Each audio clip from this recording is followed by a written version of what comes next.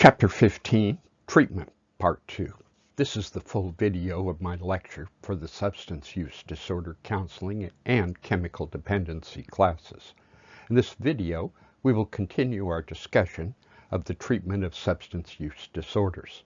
We will talk about the process of professional treatment, models of substance use disorders, harm reduction, the settings in which treatment occurs, and some other basic information about being a drug and alcohol counselor. The drug counseling playlist on the Counselor's Soapbox YouTube channel includes 11 videos which expand on this treatment introduction. Treatment Part 2 is a video by David Joe Miller. Some of the material came from my blog, counselorsoapbox.com. The photos are courtesy of pixabay.com and Wikimedia Commons and are licensed under the Creative Commons license, no attribution required. How and why does treatment work? Both important questions. Funding sources want to know, does what drug counselors do help the clients? And if it does, how does it do that? Initially, the problem gets recognized by the client or by others. The person may stop using on their own. We call this spontaneous remission.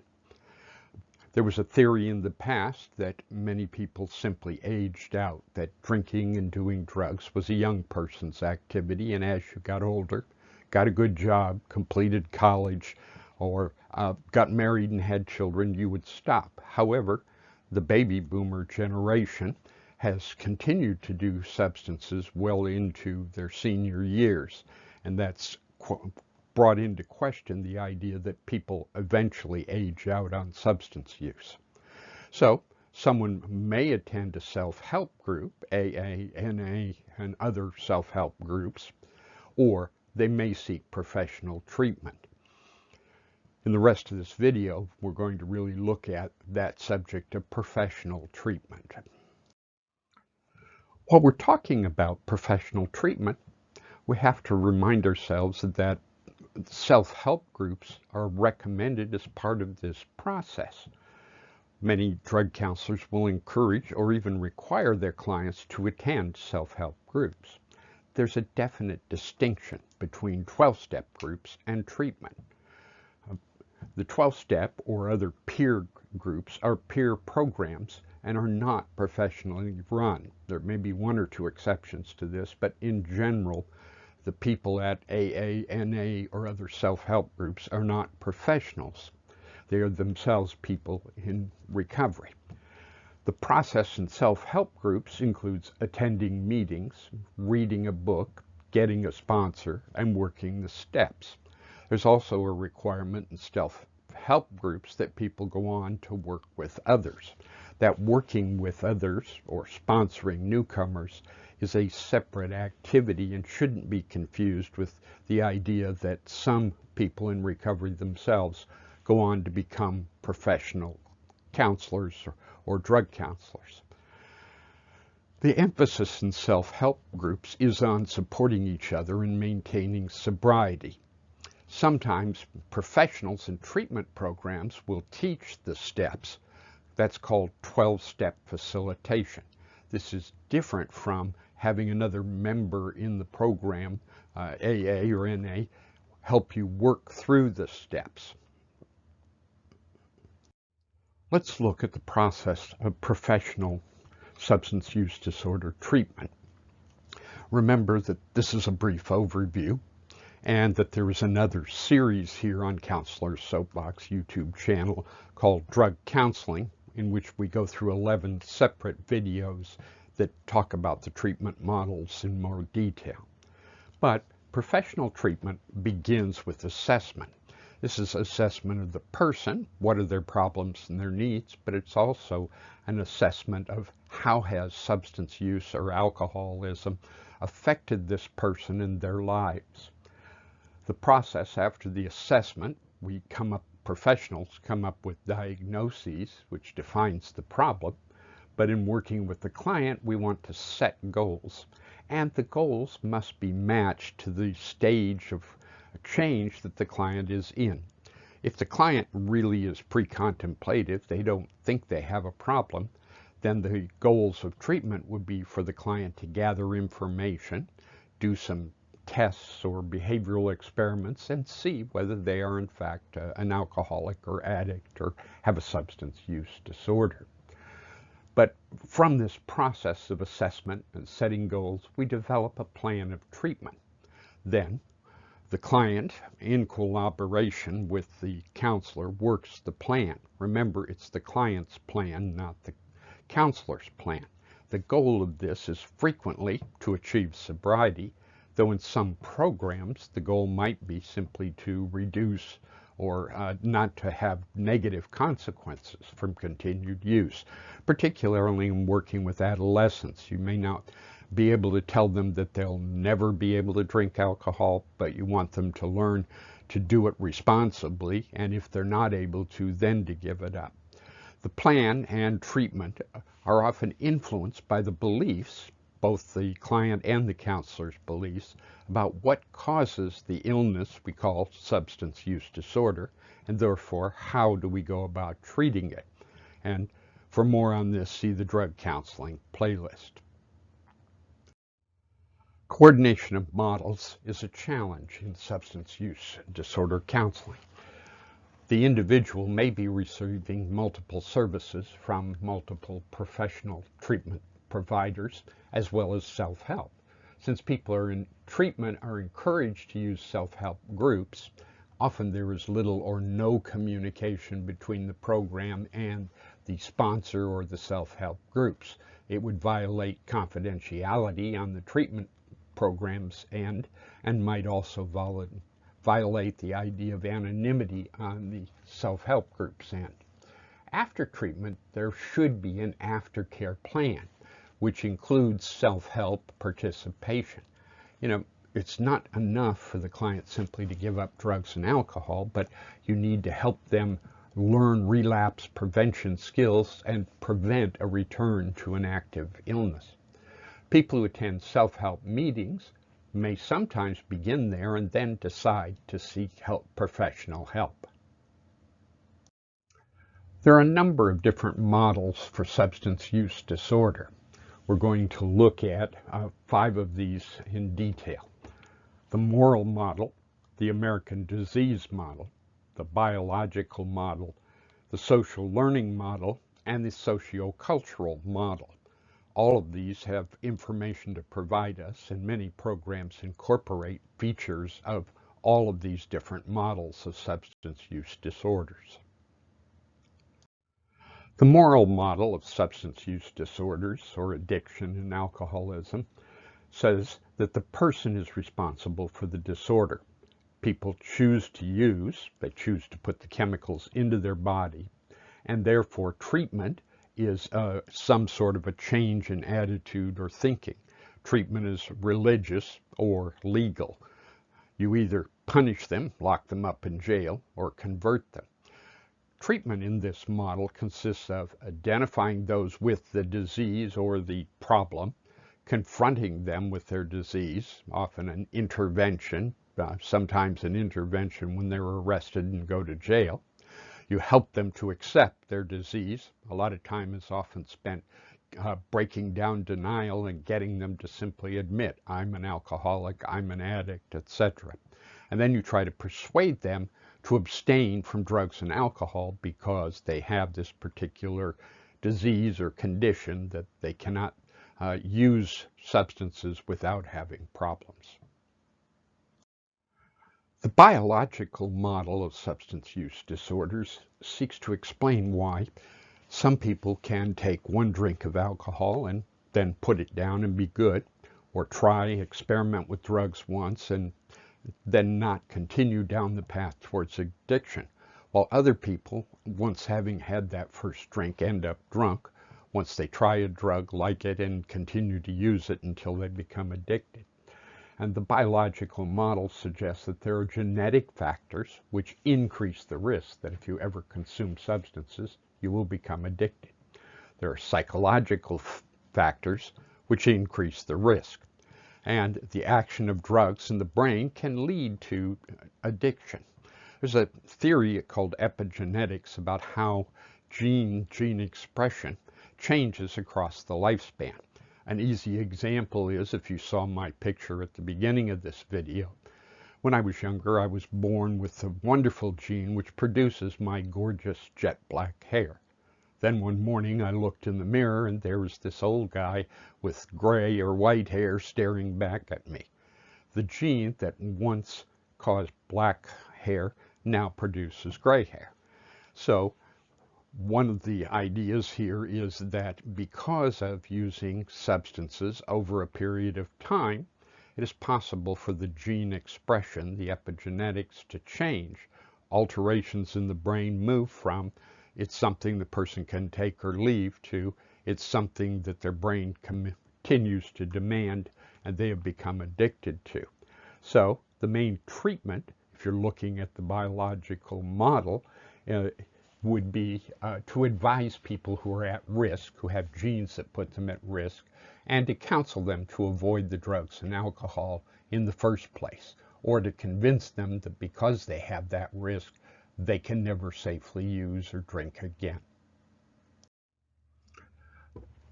The social learning model tells us that addiction is the result of learning the complex interactions between the person and the environment, that situations are important. Certain occupations have the reputation that everyone in them ends up doing a certain drug. For example, alcoholism is so common in retired military service people that it's almost an occupational disease for having been in the military.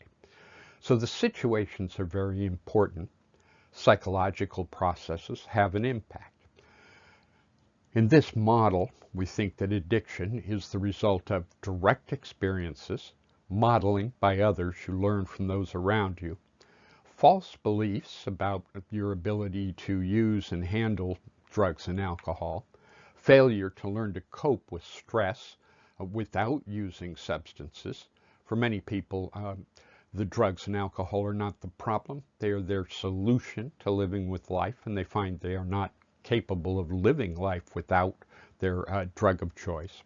In this model, treatment is to help arrange the environment. Don't go to places where people drink or use, don't have friends who do that, don't have it in your house, etc. Treatment also includes providing models of appropriate use. When is it okay to take prescription medication? Debunking myths about how to drink and how to use and get away with it, and some other myths about substance use, and teaching people non-drug alternatives for how they can live their life and deal with life's problems and stress without using substances. Another model of substance use disorder is the socio-cultural model, and this looks at society and culture in a broad sense. So, practices and rules of society, your culture, and particularly your subculture. Treatment consists of intervening with large groups, such things as passing laws, increasing taxes, educational campaigns, and so on.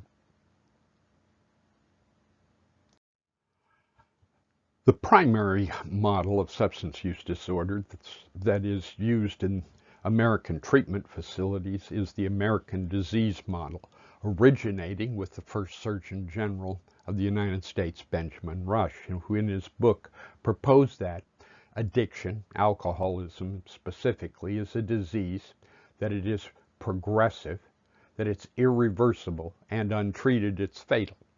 The causes are multiple: physical issues, psychological factors, biological factors, social and spiritual factors.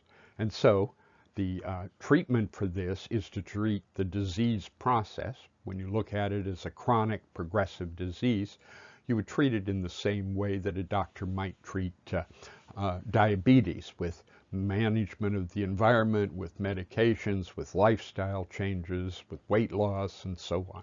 So the disease model of addiction says there are a lot of factors in a person's life that need to be changed in order to support a healthy lifestyle. Next, we need to look at goals, and we'll begin by looking at professionals' goals for treating the client. Often clients have much fuzzier views of the goals they want to have. So the professional goals for the client is to simply get better. People's use of drugs and alcohol must change, and this is what the counselor will say. Other factors may need to change as well. The family system may impact the person. Families in which people are using substances encourage others to use. Family conflicts increase the risk that people will use. Work may need to change. People may need to get a different kind of work. They may need to work at a place where drugs and alcohol are not a part of the everyday experience. And social functioning, friends and other social activities may need to change. The use of drugs and alcohol has affected other parts of their life. This is a basic tenet. Treatment plans should be individualized, and that calls for more than simply naming the drug of choice. And the goals on a treatment plan or for treatment should be the client's goals and not the counselor's goals. This is often a problem, as the counselor wants the client to quit using, and the client may want to find a way to continue to use their drug of choice and just not have all the bad consequences. One challenge that's had to be addressed recently is what is the primary goal of treatment? Traditional treatment grew out of the 12-step self-help movement, and the goal was almost always total abstinence, give up the drug of choice forever. However, professional treatment more and more has to ask itself if it can be helpful to people by teaching them how to reduce or regulate their consumption. Many clients don't want to give it up, and can we get them to use drugs or alcohol in moderation? Some counselors are willing to do this, seeing this as one step along the path towards eliminating use. Some clients, their total goal is only to be able to use their substance, their drug of choice, responsibly and not have it interfere with the other parts of their lives. Harm reduction is a newer idea, and the goal here is to reduce the negative consequences, not necessarily reducing the quantity or frequency of use. For example, designated drivers, the person still gets drunk at the bar, but they get a ride home.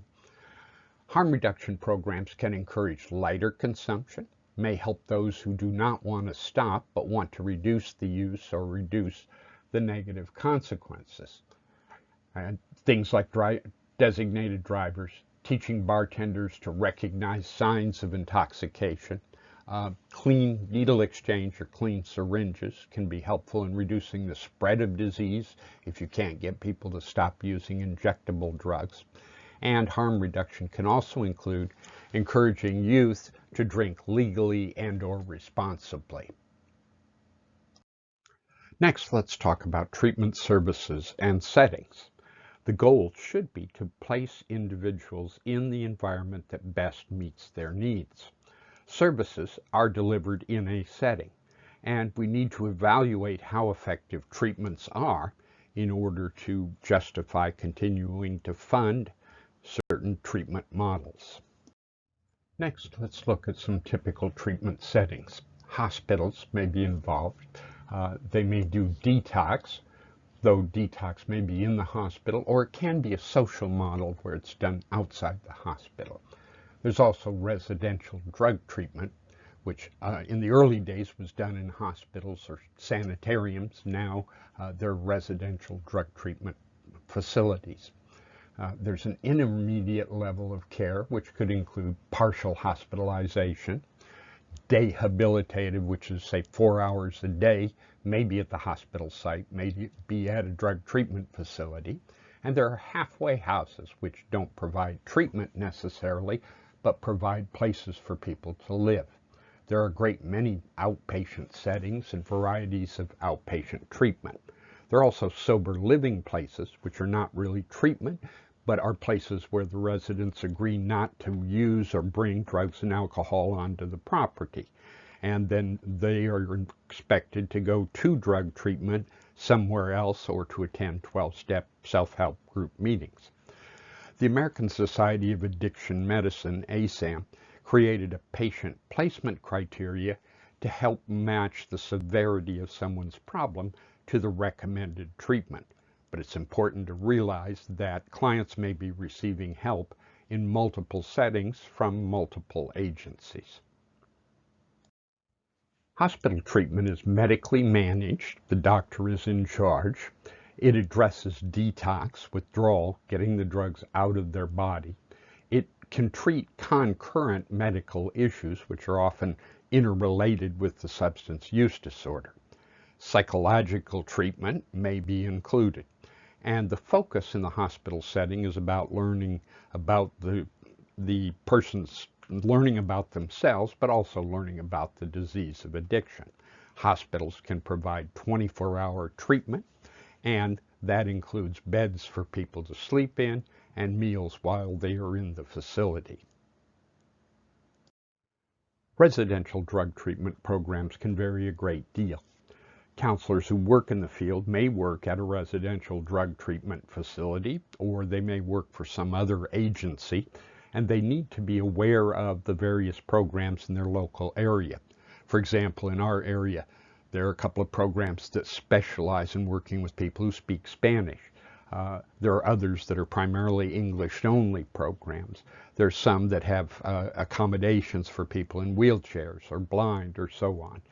Some programs for women, some for kids, etc. So counselors need to know about these and how to refer to other programs. Traditional funding sources have been criminal justice or child protective services. Criminal justice had the money to spend to send people to treatment, or the welfare department did. Increasingly, those funds are becoming restricted, and what we're seeing is a movement towards billing medical insurance. This is going to create some conflicts because not everybody has adequate medical insurance. Another treatment location possibility is what's called partial hospitalization. There are a great many varieties of the possibilities between hospital and outpatient. People can go through a few days of detox and then go to an outpatient. There are things called medically managed or medically supervised, depending on the availability of the doctor and professional staff. Typically, these partial hospitalization programs are 4 to 8 hours a day. By sending people home at night, they avoid the expensive part of beds and meals. These programs might be you go in the morning, you go get your own lunch or go home for lunch, come back for an afternoon session and go home for dinner and to sleep. That greatly reduces the costs of providing treatment. More about intermediate types of treatment. There are halfway houses.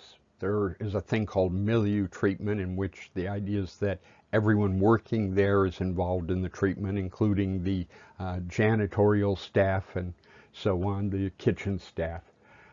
Intermediate treatment often includes room and board. It's a place for people to stay and eat. Treatment can vary. Sometimes they are therapeutic communities in which the decision-making, the running of the program really falls to the people who are in the program and or have graduated. In intermediate treatment, 12-step meeting attendance may be included. There might be a meeting on the property, or they may be required to go out for these self-help group meetings. Outpatient setting treatment, often called just outpatient treatment, may include group counseling. That's the dominant model, where people interact with each other. They form outside program relationships, which are meant to support them in staying clean and sober. The outpatient treatment may be only group or may include individual counseling sessions. It may include other services, such things as a class on job placement or job seeking or weight loss or smoking cessation, etc. A great many educational services might also be included. There's a planned course of treatment, a treatment plan which the client follows, and some outpatient programs will also provide aftercare for the more intense levels of treatment. Initially, the client might come 3 or 5 days a week, and then after a period of time, they might come back once a week for a single session as follow-up aftercare. There have been a lot of new developments. One which I had seen coming for years, but suddenly was thrust upon us when we had the stay-at-home as a result of the coronavirus. One of those is distance counseling. The old traditional model was you had to have the client in the room and be able to see them, but more and more distance counseling is being done either by interactive things like Zoom, you can use that, or FaceTime, or there are a number of other interactive where you can see them. Some distance counseling programs are done strictly by telephone. There are other computer or online programs, even programs that are largely self-taught. And the distance counseling, one, has helped in a lot of areas. Initially, it was looked at as a way to simply increase access for people in rural areas where there wasn't a drug treatment program and they might have to drive a very long way to attend. But increasingly, we're seeing it's also useful for people with chronic ailments, physical health issues, whose health won't let them go to and from treatment on a regular basis. It's also very helpful for people with a lot of anxiety disorders, agoraphobia, who can't leave the house. I think in the future we're going to see a much expanded use of this kind of distance counseling to help people.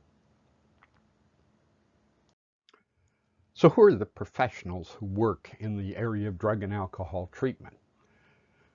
For many, many decades, the workforce in professional treatment has come from peers, people who are themselves in recovery. Recently, we've seen a trend towards registered and certified professionals, alcohol and other drug professionals. The idea here being that we want some level of training and knowledge in order to do a good job if the program is going to get funding from the government or from insurance. We've developed a sort of paraprofessional. The certificate program I teach in at the City College is 36 units in substance use counseling and related social work and some other skills, case management that they'll need. Recently, we've seen an increase in licensed master's level professionals.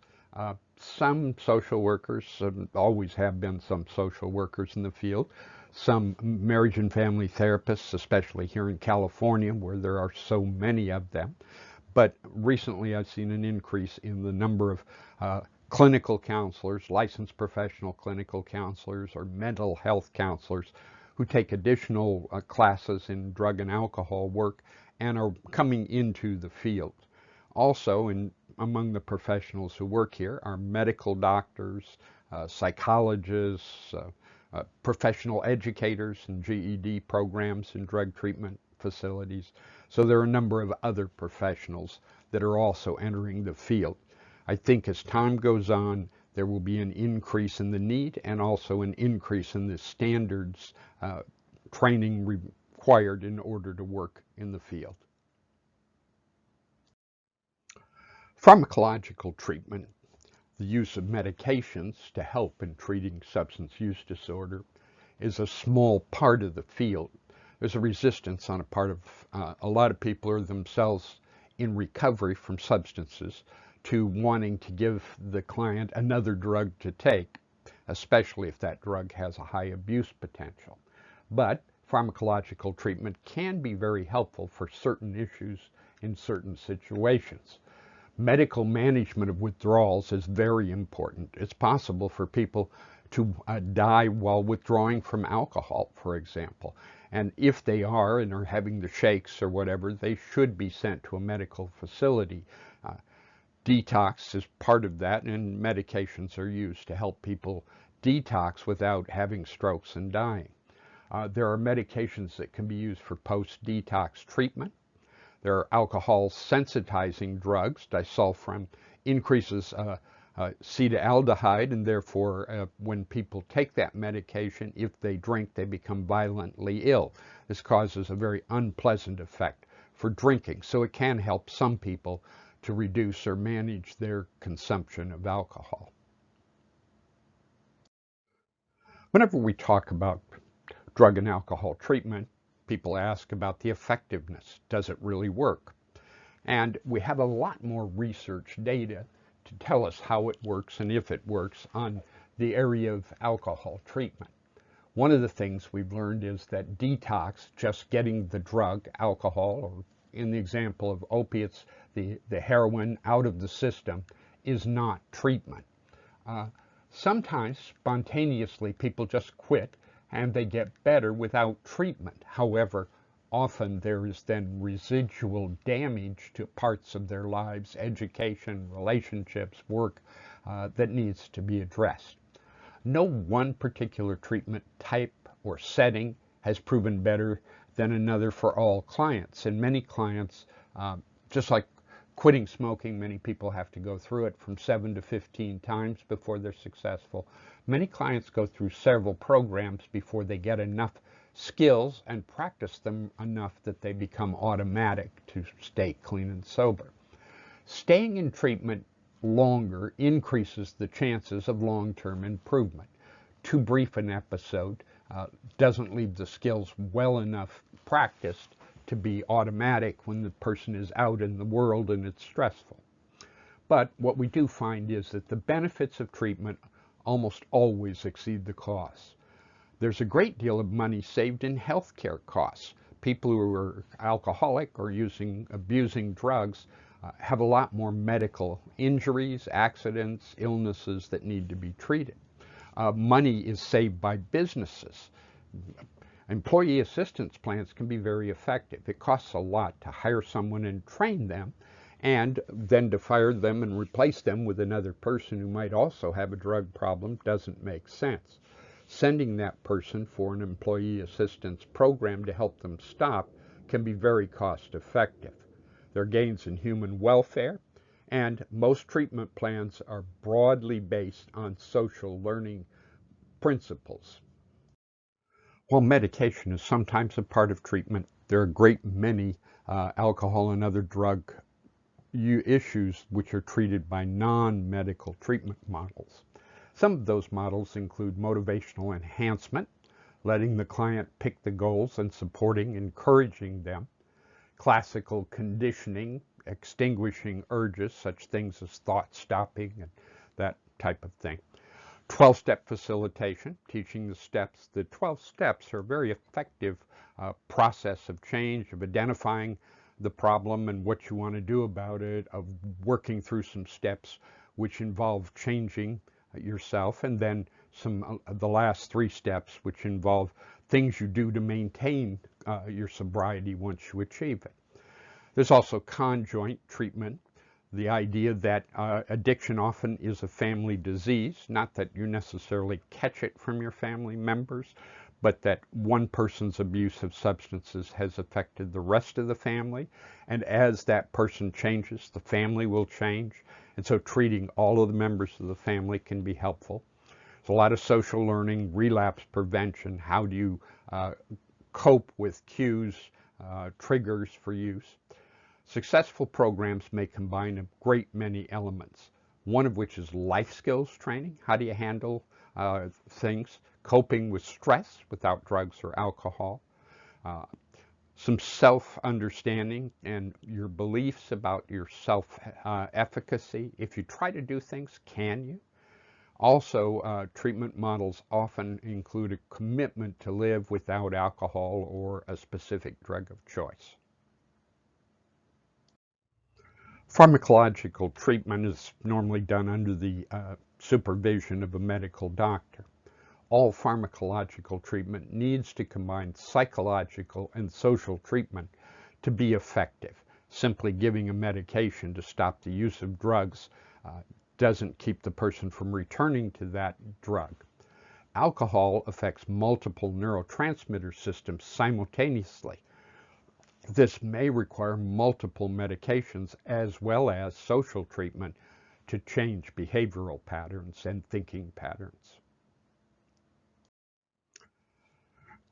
Other treatment settings and services that may be helpful include TC therapeutic communities.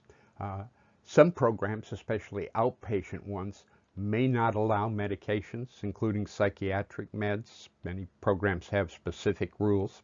There are also programs designed for special populations that may require variations in treatment. For example, adolescents are almost never put into a residential program. They're sent home with their families, and the families need to be involved in the treatment. Seniors or the elderly may have special needs in terms of diet, mobility, learning issues, and programs for women, women with children, women without children, may also need to be tailored specifically for that population. In other treatment videos, we talk about special populations and how programs might be tailored to meet the needs of that particular group. More about treatment settings and services. Many people with substance use disorders show up in other settings seeking or needing treatment. Often they first encounter professionals in the hospital emergency rooms. Ideally, in the future, we will have substance abuse professionals working in the hospital ER or in the discharge process to help those people get connected. Often, drug users show up in doctors' offices, and some doctors are very reluctant to even address the subject of alcohol or drug use. Frequently, people with alcohol and other drug issues turn up in general psychiatric mental health settings. They come to methadone clinics. A large percentage of the people at the welfare office or in criminal justice also have a substance use disorder, and they're not likely to break out of the cycle of welfare or to get out of criminal justice issues without successfully treating their substance use disorder. Effectiveness of drug treatment. If people stay in treatment, it is cost effective. Studies show that AA is effective for alcohol issues. There's less research on other self-help groups. One of the challenges in evaluating effectiveness of drug treatment has been many people were court-ordered to go to treatment but never showed up and registered. Or if they did show up and register, they didn't attend. But the follow-up studies have shown that people who actually attended drug treatment and completed a program had a much, much higher success rate than those who did not. In evaluating effectiveness of drug treatment, we need to look at pharmacological treatments and when they are helpful. They have been very helpful for nicotine cessation. People who get the patch or gum nicotine replacement do better. Some medications can be helpful for alcohol withdrawal and alcohol cravings. Definitely the use of certain medications can reduce the cravings for opiates, and heroin in particular, but also the prescription opiates. And there's some effectiveness, evidence to show effectiveness in treating stimulants with certain medications. There's a specific curriculum, the Matrix curriculum, that was designed to combine a whole number of elements, and counselors should look at that. It's the Matrix curriculum created by UCLA, but a lot of that material is available through the SAMHSA, the Substance Abuse Mental Health Services Administration. Some special treatment topics we need to consider. One is polysubstance abusers. These people don't fit well into most traditional drug programs. They don't have a single or even a couple of drugs of choice. They bounce from drug to drug to drug. But their lifestyle involves using drugs, alcohol, sex, and gambling, and a great many other behaviors to try to distract themselves from their daily problems. So they require a special treatment approach. Alcohol treatment may be very ineffective for drug users. Putting the two people together doesn't work as a rule. However, increasingly we're seeing that there are very few people who are strictly alcoholics, and that most people are doing both alcohol and drugs. Polysubstance users, those people who bounce around, have more serious issues. They're more likely to have a lot of legal problems, have been arrested for multiple crimes and different kinds of crimes. They have more social problems, more babies, mamas, and daddies, more friends, people they're at odds with, etc. Also, polysubstance users frequently have a great many more psychiatric diagnoses and issues that need to be treated. Some other special treatment topics that a drug and alcohol counselor needs to be aware of. One is co-occurring disorders, which we used to be called dual diagnosis. These are people who not only have a serious chemical dependency, drugs or alcohol, but also a serious mental illness. There are also people with more long-term personality disorders, very difficult to treat in the mental health field because they also have that overlapping substance use disorder. Some people use the drugs and or alcohol to self-medicate their mental health or other symptoms, so we have to be alert to that. And both drug and alcohol and mental health problems may coexist with behavioral addictions such as overeating, binge eating disorder, gambling, internet gaming disorder, and so on. No discussion of treatment of substance use disorder would be complete without talking about relapses and relapse prevention.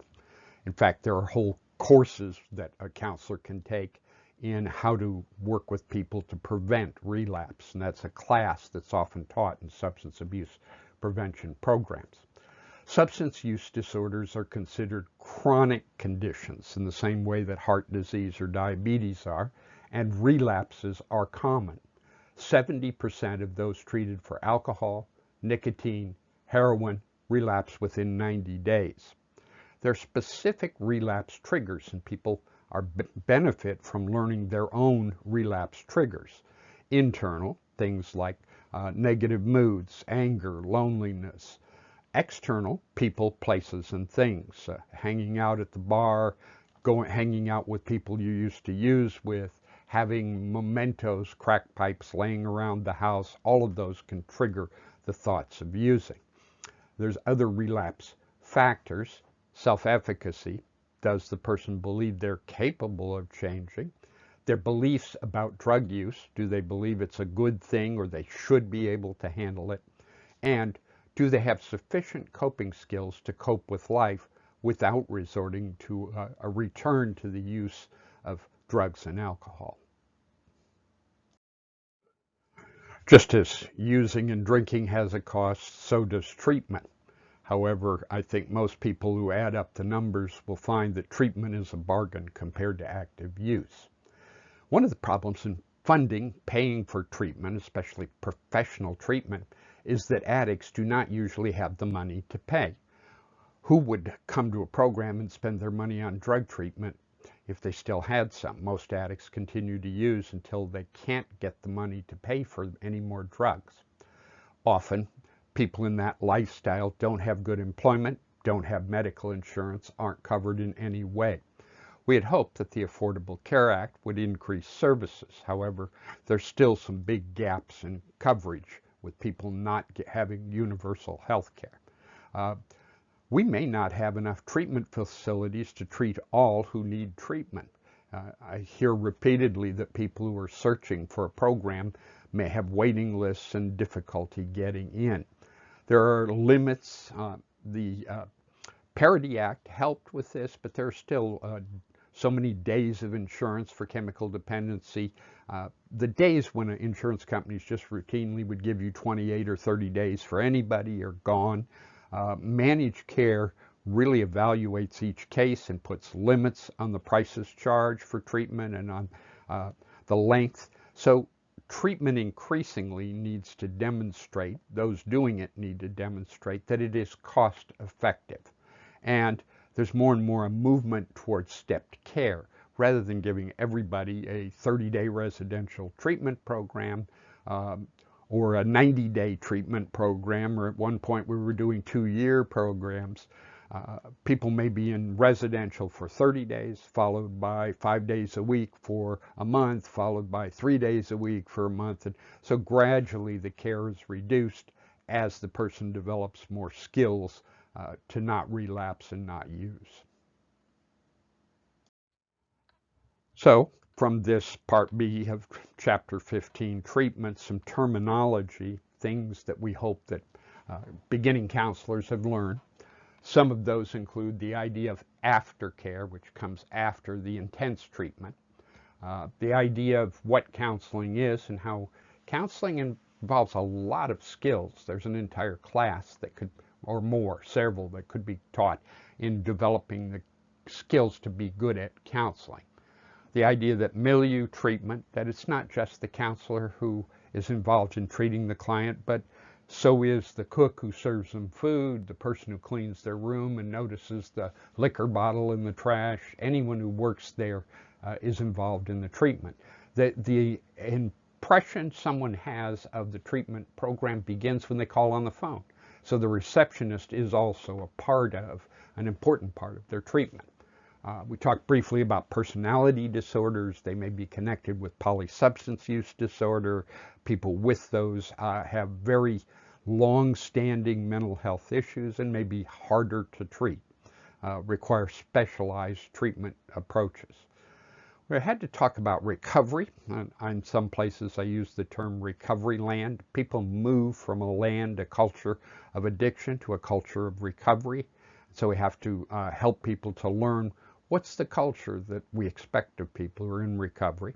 Talked about self-medication, prescribing yourself a drink of alcohol or a few pills to take the edge off to treat symptoms. And we talked about professional, formal treatment and how we know whether it's effective and the costs of it.